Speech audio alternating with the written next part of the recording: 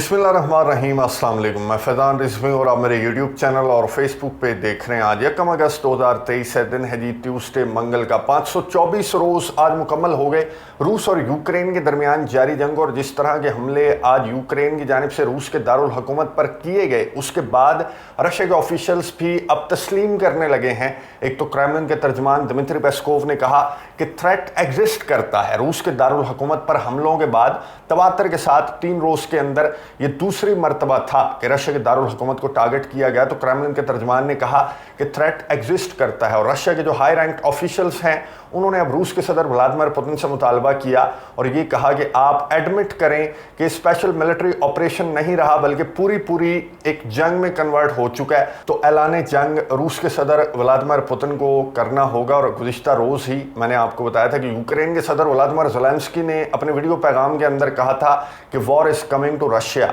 Ukraine अब admit कर रहा है रूस के दारुल हुकूमत मॉस्को पर होने वाले हमलों को। और यूक्रेन के सदर व्लादिमीर ज़ेलेंस्की ने कहा था कि war is coming to Russia. और इस तरह के जो ड्रोन हमले हैं वो तवातर के साथ रिपोर्ट होते रहेंगे। हम रूस के दारुल हुकूमत समेत रूस के जो डीप इनसाइड रशियन रीजन्स हैं उनको हम टारगेट करते रहेंगे। और यूक्रेन के सदर के बयान के 1 रोज़ बाद इस तरह के हमले होना ये बताते हैं कि वॉर ऑलरेडी रशिया तक पहुंच चुकी है। अब रशिया के ऑफिशियल्स भी ये मुतालबा कर रहे हैं कि रूस के सदर व्लादिमीर पुतिन को ये चीज़ एडमिट करना होगी। War is coming to Poland as well. Poland के जो प्राइम मिनिस्टर हैं उन्होंने बहुत इंपॉर्टेंट बयान जारी करते हुए वागनर्स के मुतालिक बताया और ये बताया कि वागनर्स के कुछ फाइटर्स पहुंच चुके हैं। जो स्वाल की गैप है वहाँ पर उस जानिब उनकी मूवमेंट है और ये फाइटर्स पहुंच चुके हैं पोलैंड के बॉर्डर पर। इनके 3 मकासद हैं।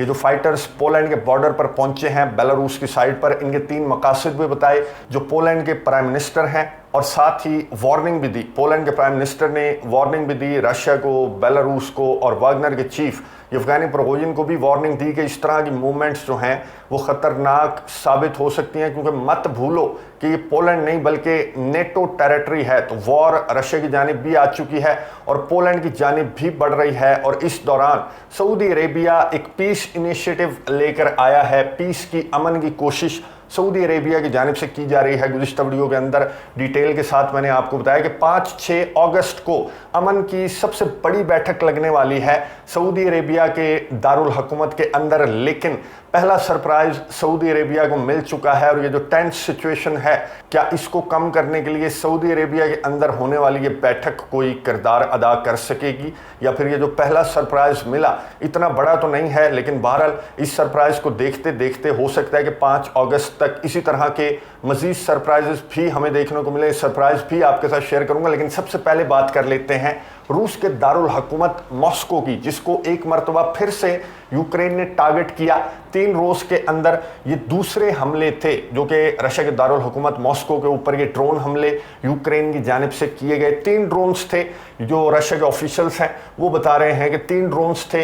2 को मार गिराने में हमारा एयर डिफेंस सिस्टम कामयाब हुआ और एक ड्रोन जो है वो भटकता भटकता एक ऊंची इमारत को उसने जाकर टारगेट किया। और ये इमारत कोई और नहीं बल्कि IQ टावर ही था। ये वही टावर है जिसको इतवार के रोज़ जब यूक्रेन ने ड्रोन हमले किए थे तो यही टावर हिट हुआ। अब आप ये ना कहें कि ये विजुअल्स जो हैं ये पुराने मैं दिखा रहा हूँ, ये वही टावर है और इसको दोबारा से यूक्रेन के ड्रोन्स ने हिट किया। अब यूक्रेन का फेवरेट टावर बना हुआ है। या फिर रशिया के ऑफिशियल्स ने जिस तरह से बयान दिया कि ये ऊंची इमारत है, तकरीबन 50 मंजिला ये बिल्डिंग है, इसलिए यूक्रेन का जो अंधाधुन ड्रोन हमला होता है वो जाकर एक ऊंची इमारत को टकरा देता है। और यूक्रेन का कोई टारगेट जो है वो सेट नहीं यूक्रेन कर रहा, बल्कि सिविलियन जो बिल्डिंग्स हैं, जो सिविलियन इंफ्रास्ट्रक्चर है उसकी जानिब रुख करके यूक्रेन अपने ड्रोन्स दाग देता है। इसी वजह से ये IQ टावर जो ऊंची इमारत है ये एक मरतबा फिर से निशाना बनी यूक्रेन के ड्रोन का। बहरहाल टारगेट हिट हुआ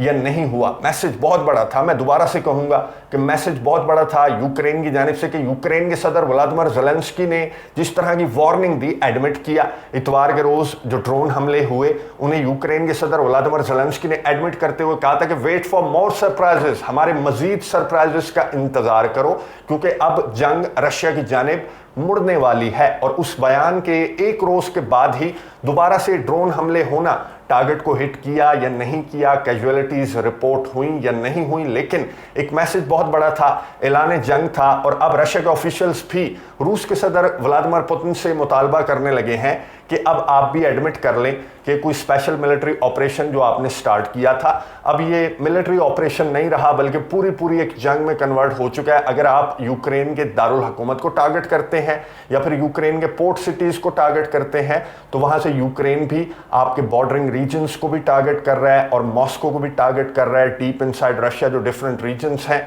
उन्हें भी यूक्रेन की जानिब से टारगेट किया जा रहा है। पहले यूक्रेन तस्लीम नहीं करता था, लेकिन अब यूक्रेन तस्लीम करने लगा है। यूक्रेन के सदर कैमरे के सामने आकर बिल्कुल छाती चौड़ी करके, सीना चौड़ा करके कहते हैं कि हम रशिया के दारुल हुकूमत पर जो ड्रोन हमले हुए उसकी जिम्मेदारी हम कबूल करते हैं। हमने ये ड्रोन हमले किए और तब तक करते रहेंगे जब तक रशिया अपनी फौजें हमारे इलाके वापस नहीं करता, अपनी फौजें यूक्रेन से बाहर नहीं निकालता। तो रशिया के ऑफिशियल्स ने मुतालबा किया रूस के सदर व्लादिमीर पुतिन से कि अब तस्लीम कर लो कि ये जंग है और ऐलान जंग कर दो, थोड़े से सीरियस हो जाओ इससे पहले कि बहुत देर हो जाए। ना सिर्फ मॉस्को बल्कि ब्लैक सी के अंदर भी एक सिविलियन शिप को टारगेट करने की कोशिश की यूक्रेन ने, और रशिया के डिफेंस मिनिस्ट्री के तर्जमान ने कहा कि हमने यूक्रेन के जो नेवल ड्रोन हमले थे इनको हमने नाकाम बना दिया और इन ड्रोन हमलों का टारगेट था सिविलियन शिप्स। जो ब्लैक सी के अंदर सिविलियन शिप्स हैं वो इन ड्रोन हमलों का टारगेट था, ये रशिया ने क्लेम किया। खैर यूक्रेन के सदर व्लादिमीर ज़ेलेंस्की हों या फिर यूक्रेन की जो डिफेंस मिनिस्ट्री के तर्जमान हैं उन्होंने डिनाई किया और मुस्तरद करते हुए कहा कि हाँ, मॉस्को के ऊपर जो ड्रोन हमले हुए उसकी जिम्मेदारी तो हम कबूल करते हैं, पहले भी कबूल कर चुके हैं, लेकिन ये जो सिविलियन शिप वाला मामला है इसको हम मुकम्मल तौर पर मुस्तरद करते हैं। सिविलियंस हमारे टारगेट न थे और न हैं, और ये जो ब्लैक सी के अंदर सिविलियन शिप को टारगेट करने से मुतालिक जो रशिया की स्टेटमेंट सामने आई इसको हम मुकम्मल तौर पर मुस्तरद करते हैं। यूक्रेन के सदर व्लादिमीर ज़ेलेंस्की ने ठीक उसी तरह का वीडियो मैसेज जारी किया, लेकिन एक डिफरेंस था, ये आपको नजर आ रहा होगा। यूक्रेन के सदर व्लादिमीर ज़ेलेंस्की जो हैं वो कहीं बंकर के अंदर बैठे हुए हैं, इस तरह की खबरें भी गर्दिश कर रही हैं, क्योंकि जिस तरह के बोल्ड किस्म के हमले यूक्रेन की जानिब से किए जा रहे हैं रशिया के दारुल हुकूमत के ऊपर, तो रशिया की जानिब से कोई स्ट्रॉन्ग सख्त किस्म की रिटेलिएशन एक्सपेक्ट की जा रही है यूक्रेन के सदर व्लादिमीर ज़ेलेंस्की की जानिब से। इसलिए बंकर में बैठकर यूक्रेन के सदर ने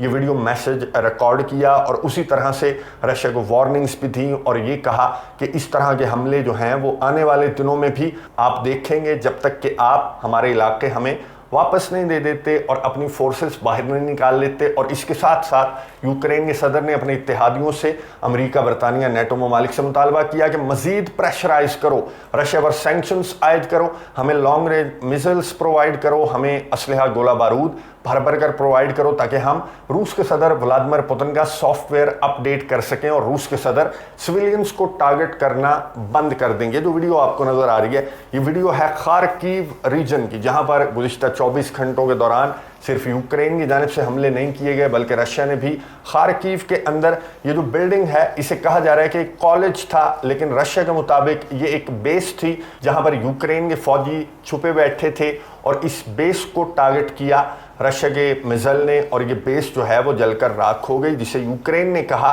कि ये कॉलेज था जिसे रशिया ने टारगेट करने की कोशिश की। और रशिया अपनी फ्रस्ट्रेशन निकाल रहा है सिविलियंस पर, ना सिर्फ सिविलियंस पर बल्कि यूक्रेन की डिफेंस मिनिस्ट्री ने एक और स्टेटमेंट जारी की, बहुत इंपॉर्टेंट। और यूक्रेन की डिफेंस मिनिस्ट्री ने कहा कि रशिया ने एक कोशिश की थी, रशिया के जो तकरीबकार हैं उन्होंने एक कोशिश की थी शुमाली साइड से यूक्रेन के अंदर एंटर होने की। अब ये जो शुमाली साइड है ये आपको मालूम है कि बेलारूस के साथ जो यूक्रेन का बॉर्डर है वो शुमाली साइड है यूक्रेन की। यहाँ से यूक्रेन की डिफेंस मिनिस्ट्री ने कहा कि एक ग्रुप ने एंटर होने की कोशिश की और ये ग्रुप जो है वो मुसल्ला था, यानी कि इनके पास असलहा था, लेकिन सैकड़ों में नहीं बल्कि दर्जनों में इनकी तादाद बताई यूक्रेन की डिफेंस मिनिस्ट्री ने। और ये कहा कि हमने ये हमला, ये तकरीबकारी नाकाम बना दी। कोई रीज़न नहीं बताई कि तकरीबकार क्यों एंटर हो रहे थे, इनका मकसद क्या था, क्या इन दर्जनों ने जाकर यूक्रेन के दारुल हुकूमत को तो नहीं कंट्रोल कर लेना था। खैर यहाँ पर जो बॉर्डर है यूक्रेन का, जो बेलारूस के साथ बॉर्डर है, उसको बहुत ज़्यादा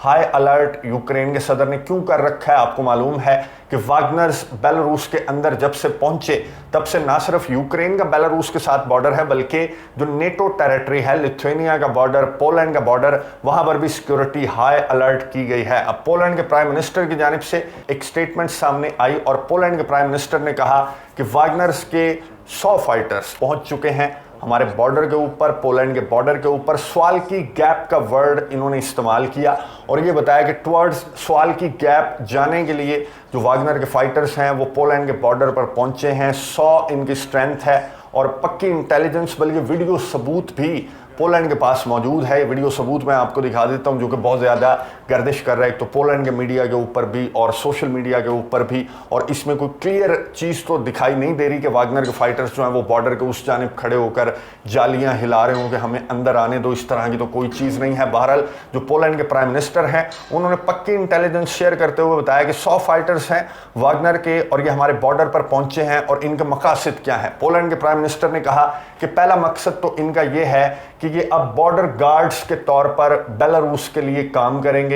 जो नेटो का बॉर्डर है, जो पोलैंड का बॉर्डर है, लिथुआनिया का बॉर्डर है, वहां पर ये एज बॉर्डर गार्ड्स एक तो असिस्ट करेंगे बेलारूस के फौजियों को और ये बॉर्डर गार्ड्स के तौर पर यहां पर काम करेंगे। ये हमारी इंटेलिजेंस है। दूसरा मकसद जो वागनर के 100 फाइटर्स के इस बॉर्डर पर पहुंचने का दूसरा मकसद है वो पोलैंड के प्राइम मिनिस्टर ने बताया कि जो इलीगल लोग शिफ्ट करना चाहते हैं, मुंतकिल होना चाहते हैं यूरोप की जानिब, पोलैंड की जानिब या डिफरेंट यूरोपियन कंट्रीज की जानिब, तो उन्हें भी ये इलीगली बॉर्डर पार करवाने में ये असिस्ट करेंगे जो वागनर के फाइटर्स हैं। और इस दौरान ये खुद भी बॉर्डर क्रॉस करके पोलैंड के अंदर और यूरोपियन कंट्रीज के अंदर, नेटो ममालिक के अंदर दाखिल हो सकते हैं, जो कि बहुत ज़्यादा ख़तरनाक बात है। और ये हमारे ममालिक के अंदर दाखिल होकर बहुत बड़ी बड़ी तखरीबकारियाँ भी कर सकते हैं। सवाल की गैप को लेकर बहुत ज़्यादा कंसर्न्स हैं नेटो ममालिक के और स्पेशली पोलैंड और लिथुआनिया के बहुत ज़्यादा कंसर्न्स हैं सवाल की गैप का।